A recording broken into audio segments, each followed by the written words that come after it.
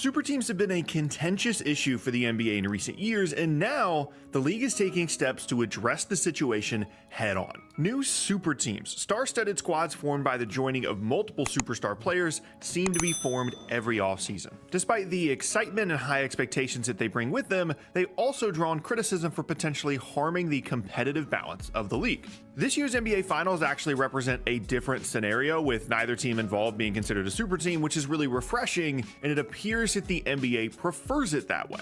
How do we know this? Because the league is making concrete changes to its rules to limit the effectiveness of super teams. Chat, I think I know the answer.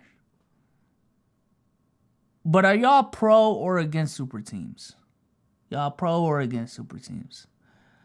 I'm not gonna lie, I wouldn't say I'm so against it, but I do think there's a line. I think there's a line where it's like, yo, what the fuck? Like, no one can, Jesus Christ, no one can literally beat you. I think the 2017 Warriors were a perfect example of that. But, like, I don't know, cool little super team that, like, looks unbeatable, has genuine flaws in it. And, like, every single team in the NBA trying to have an arms race to beat this team year in and year out. I think, you know, there's something cool about that. There's something cool. I do like the state of the NBA, though, right now, where I don't know who the fuck is going to win every series, but... Starting in 2024, the new NBA collective bargaining agreement will come into full effect, and teams are already bracing themselves for these seismic shifts that lie ahead. The primary objective of these rule changes is to spread out talent across the league, essentially bringing an end to the era of super teams as we know them. In an ideal world, the NBA thrives on parity, with the majority of teams pushing for playoff contention rather than just one or two dominant forces overshadowing the rest. Remember when the Warriors pre and post KD and the Cavs seemed to meet in the finals every year? While those series were really exciting at times, they were not necessarily beneficial for the league as a whole. Fans of 28 other teams spent entire regular seasons knowing that their chances of winning it all were very slim, and a disengaged fan base is the league's worst nightmare. So how do they plan to... That's fair, because I'm not going to lie, chat knows this. There was a point in time where I was like hella burnt out watching the NBA. Part of it was YouTube. Actually, a big part of it was YouTube. But, like, I ain't going to lie, once the Celtics started turning up and giving me hope, they're like, yo, maybe we can win this thing. I got a little bit more invested. You know what I'm saying? I think that goes for a lot of teams in the NBA.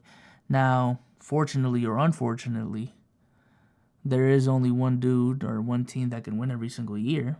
So people, like, the system is literally made in a way for your heart to be broken. But, you know, it is what it is. Tackle the issue of super teams. It starts with money. Super teams typically have astronomical payrolls as they assemble 3 or more all-star caliber players. Without a hard salary cap in place, these teams have the ability to continue to re-sign their players and spend more and more each season to maintain their dominance. The new CBA, however, introduces a payroll line that, once exceeded, makes it significantly more challenging to field a competitive team. Once you get to that line, these rules limit the trading of first-round picks, restrict the amount of money that can be sent out in trades, and essentially force teams to sign minimum contract free agents each offseason. This so-called second apron of the luxury tax represents the closest the league has come to implementing a true hard cap on spending. And as a result, some teams are already scrambling to make significant changes in preparation for the upcoming offseason. For instance, the Golden State Warriors, one of the architects of the modern super team movement, are now going to be forced to deal with the difficult task of parting ways with at least one of their key players, Draymond Green, Klay Thompson, or Jordan Poole. Their extreme spending from the last few years will be unsustainable with these new rules, and carrying such a high payroll will severely hinder their ability to improve the roster in any meaningful way. Don't believe me? In the past, these new rules would have prevented the Warriors from bringing in Dante DiVincenzo as a free agent. The Nets' acquisition of James Harden would have been impossible, as would the midseason trade of Kevin Durant to the Suns. And this isn't the first time that the league has gone out of its way to change the rules this way. Over 2 decades ago, the NBA first introduced the luxury tax to discourage teams from exceeding the salary cap by imposing significant financial penalties. The idea was to promote parity and prevent excessive spending. Sounds familiar? By taxing teams dollar for dollar once their payroll exceeded a certain number. However, the luxury tax... Yeah, that was the tax I was talking about earlier. And I think what the second apron is like another threshold on top of that, where like, yo, if you exceed it, now you're getting taxed more, buddy. I think that's what it is. Taxes had unintended consequences, actually penalizing smaller market teams rather than just curbing the spending of larger franchises. A prime example is the Oklahoma City Thunder, who drafted 3 future MVPs in consecutive drafts from 2007 to 2009.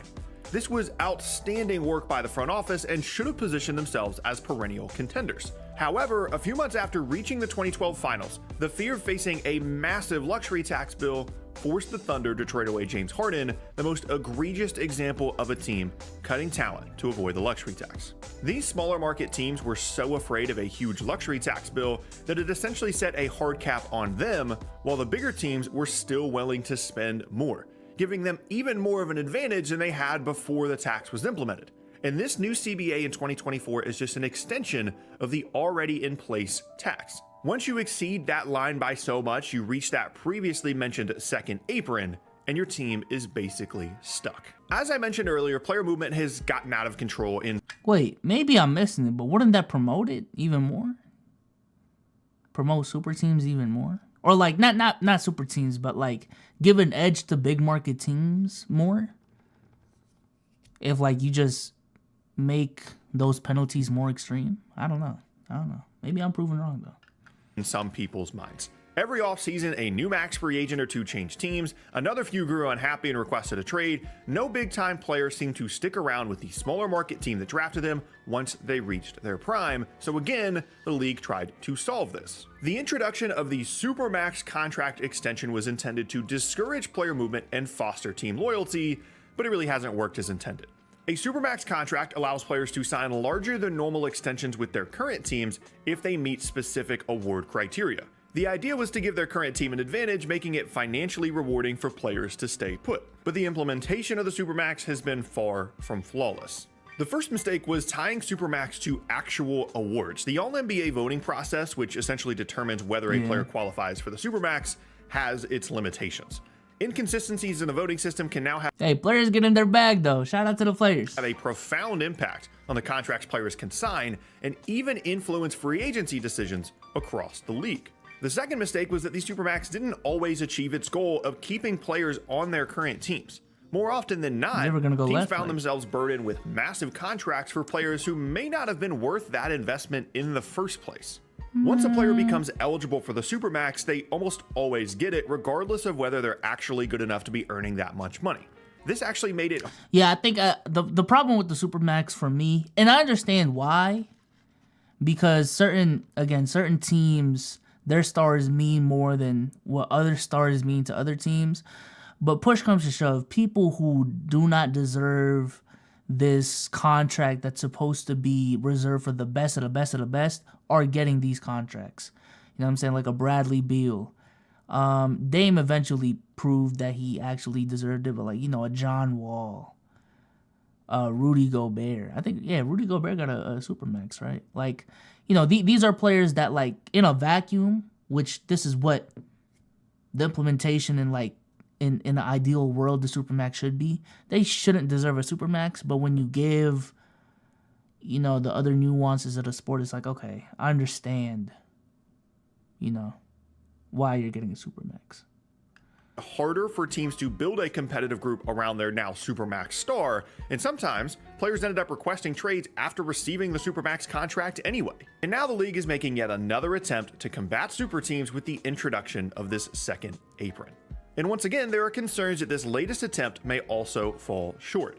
It could potentially hinder teams like the OKC Thunder and others, teams that have built their roster through smart moves and homegrown talent, from keeping their roster together more than a few seasons. Smart team building should be rewarded, but these new rules can actually punish it.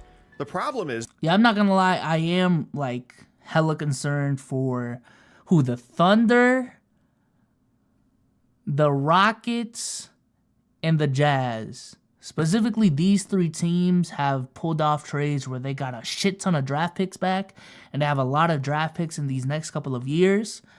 I think they're gonna actually hit on a lot of these. Then the issue becomes like, yo, and maybe the Spurs too. Like, yo, how do you balance developing all of these talented ass players so that they can number one fulfill their full potential, but also number two, whatchamacallit? I'm having a brain fart right now. Oh yeah, like how are you gonna be able to play? Are you gonna be able to pay these players when the time comes, when their contracts expire? And at that point, I feel like a lot of these small market teams, which two out of the three teams that I mentioned, they're not big market teams. I think they're gonna be in big trouble once they come across that bridge. So. As these new rules impose salary restrictions that make it difficult for teams to retain all their key players, regardless of how they put the team together in the first place. And the consequence could actually be increased player movement, undermining the league's objective of promoting stability and parity. And that sentence right there shows you the real problem here. The league is actually attempting to fix two competing issues. They want less player movement and more player loyalty, for guys to stay put with the team that drafted them, while also wanting to spread the talent throughout the league. Reaching both of those goals at the same time is going to be impossible. Not only that, but the current approach is not even targeting the root of the issue. Super teams, at least the kind that the league is trying to eliminate, are not just about having a highly talented roster. It's about how these teams are assembled through free agency and star trades. The NBA's real objective should be addressing the construction of super teams that snatch stars away from the teams that might only have one star player and adding them to a group that already has multiple all-stars, not how much each of these teams spends to keep their group together.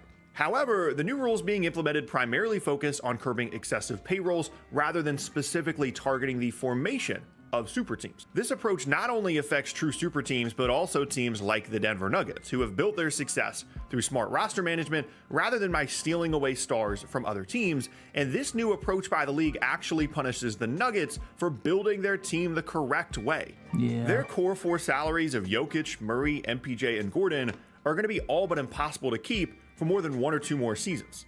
To truly address the issue, the league should consider measures to limit player movement. The constant shuffling of players signing massive contracts only to request trade shortly after, or switching teams every few seasons, is the real concern, not high payrolls. Chat, let me ask y'all this. How do y'all feel about the player movement in the NBA?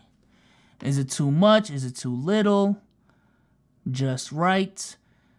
Because specifically in the last couple of years, I have heard so many people, so many fans just say that, yo, I'm not even a fan of a team anymore.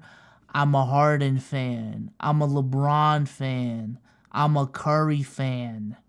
You know what I'm saying? I'm gonna be a Victor fan wherever the fuck he goes.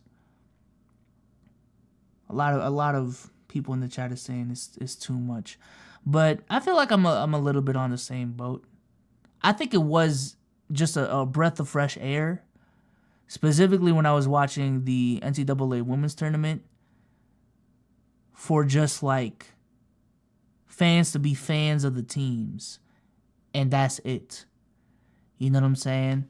To me, that's where I'll give college basketball its credit, and a lot of college basketball and just college sports, specifically football and basketball, like their credit. A lot of them are very, very loyal to their teams. When they root for a franchise, it is for the franchise and not necessarily for a player. But yeah, at the same token, I understand the pros of player movement in the league. You know what I'm saying? You're going to get less situations like Kevin Garnett on the Minnesota Timberwolves wasting away years of his prime on a trash franchise, you know. So it's a give and take. It depends on what you want to prioritize as a league.